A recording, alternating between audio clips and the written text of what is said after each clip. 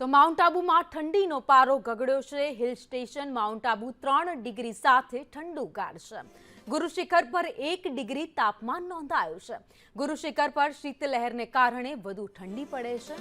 લોકો અત્યારે કડકડતી ઠંડીનો સામનો કરી રહ્યા છે। તો મોટી સંખ્યામાં સહેલાણીઓ પણ અત્યારે રાજસ્થાનના હિલ સ્ટેશન એવા માઉન્ટ આબુમાં ઉમટી પડ્યા છે। સહેલાણીઓથી અત્યારે માઉન્ટ આબુ ઉભરાઈ ગયું છે, પરંતુ બીજી બાજુ લોકો ઠંડીનો માહોલ પણ માણી રહ્યા છે। જે ગુલાબી ઠંડી અત્યારે મહેસૂસ થઈ રહી છે તેનો નજારો લઈ રહ્યા છે, માહોલ મજા માણી રહ્યા છે।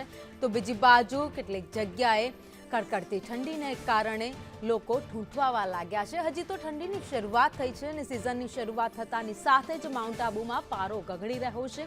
1 ડિગ્રી સુધી તાપમાન નોંધાવવાની શરૂઆત થઈ ગઈ છે। જો કે આગામી દિવસમાં આ તાપમાન માઇનસમાં જઈ શકે છે। તો બીજી બાજુ હવામાન નિષ્ણાંત અંબાલાલ પટેલે રાજ્યમાં આ વખતે ગુજરાતની વાત કરીએ તો આગાહી કરી છે કે છેલ્લા 30 વર્ષનો રેકોર્ડ ઠંડી આ વખતે તોડી શકે એવી શક્યતાઓ છે। જો કે હવે જ્યારે શરૂઆત થઈ છે શિયાળાની, ત્યારે ગુલાબી ઠંડી લોકો મહેસૂસ કરી રહ્યા છે।